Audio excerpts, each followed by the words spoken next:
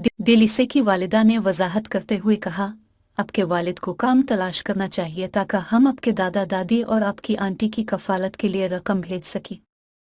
Manila में अपना घर छोड़ना नहीं चाहती थी, जो कि फिलिपाइन का एक बहुत बड़ा शहर है, और जब उसकी वालिदा ने इसे यह खबर सुनाई तो इसे बहुत दुख हुआ। लेकिन मेरे तमाम दोस्तों का क्या होगा? डेलिसे ने पूछा। मैं इंग्लैंड में किसी को नहीं जानती और मैं अकेली हूँगी। इसकी वालिदा ने डेलिसे को यकीन दिलाया कि ये उन तीनों के लिए एक दिलचस्प मुहिम जोई वाली बात होने वाली है, और जब वो इंग्लैंड में स्कूल शुरू करेगी तो डेलिसे बहुत से नए दोस्तों से मिलेगी। डेलिसे को अपनी माँ के मेहरबान अल्फाज पर यकीन नहीं आया। इसे अपना घर पसंद था और वो स्कूल जाना पसंद करती थी, जहाँ वो तमाम असातिज़ा को जानती थी और उसके बहुत से दोस्त पहले से ही थे। मुझे समझ नहीं आ रही कि हमें इंग्लैंड क्यों जाना पड़ेगा, डेलिसे ने एक रात पहले सोचा जब खानदान ने जाना था। मैं इंग्लैंड के बारे में कुछ नहीं जानती। मुझे अंग्रेजी भी ज्यादा नहीं आती और मैं बिल्कुल अकेली हो जाऊंगी। इस आखिरी एहसास ने नौजवान लड़की को मजीद उदास कर दिया और उसने दिल से ख्वाहिश की कि वो मनीला में अपनी आंटी अपने दादा दादी के साथ रह सके। सफर बहुत लंबा था और दिल्ली से बड़े हवाई जहाज और हवाई अड्डे पर भागने वाले तमाम लोगों से मगलूब थी। जब खानदान आखिरकार इंग्लैंड पहुंचा तो सब कुछ अजीब सा लग रहा था और इसे यकीन था कि हर कोई इसकी तरफ देख रहा है। बर्मिंघम के शहर की इमारतें बड़ी और सुरमई थीं और डेलिसे को घर जैसा बिल्कुल भी महसूस नहीं होता था। पहला महीना अचानक गुजर गया जब खानदान को रहने के लिए एक घर मिल गया और डेलिसे के वालिद काम की तलाश में बाहर गए ताकि वो फिलिपाइन में बाकी खानदान को पैसे वापस भेज सकी। नौजवान लड़की बहुत अकेली थी और अगरचे उसकी माँ उसके साथ खेल खेलती थी और इसे उधर उधर घुमाने के लिए बाहर ले जाती थी, डेलिसे अपने दोस्तों को बहुत याद करती थी और ये महसूस करने में अपने आप को नहीं रोक सकती थी कि वो नए शहर में बिल्कुल अकेली है। रात को वो अपने बिस्तर पर रोती रहती थी और वो अक्सर ख्वाब देखती थी कि अगले दिन इसके वालिद इसे जगाएंगे और बताएंगे कि वो घर लौटने वाले हैं।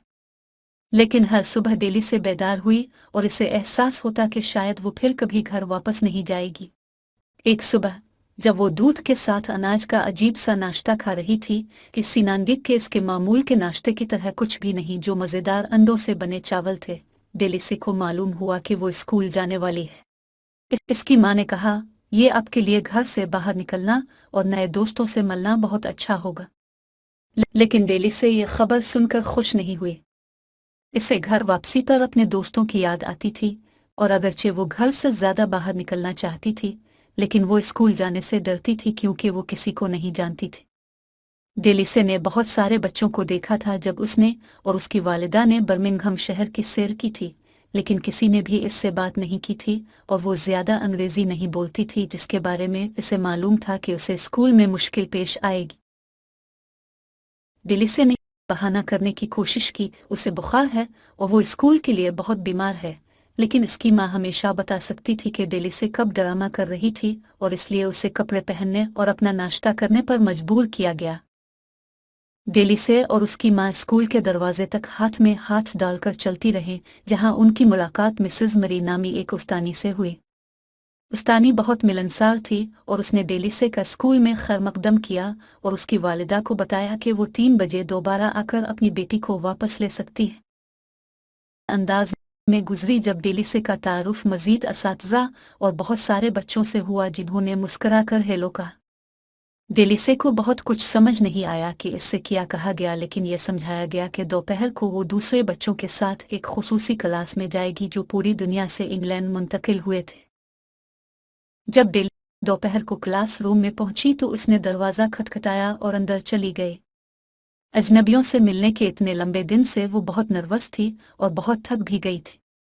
लेकिन जब वो अंदर आई तो मिसेज महमूद ने बड़ी मुस्कुराहट के साथ इसका इस्तकबाल किया जो पाकिस्तान से थी।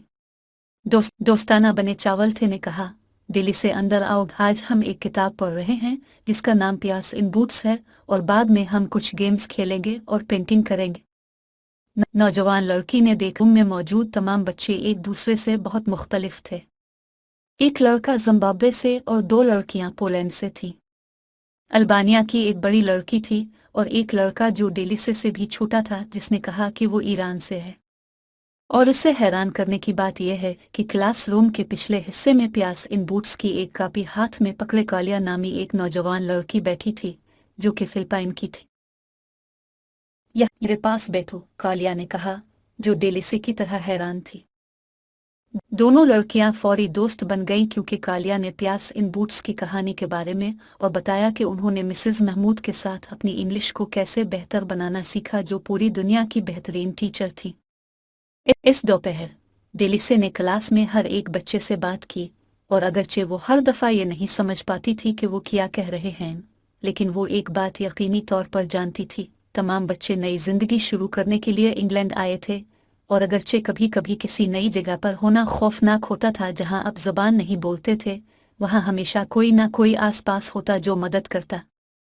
और उससे कोई फर्क नहीं पड़ता है कि आप दुनिया में कहाँ गए हैं, आपको हमेशा एक दोस्त मिलेगा। डेलिसे को तब एहसास हुआ कि वो कभी तन्हा नहीं होगी। इंग्लैंड इसका नया घर था और वो इससे बेहतरीन फ़ायदा उठाने वाली थी।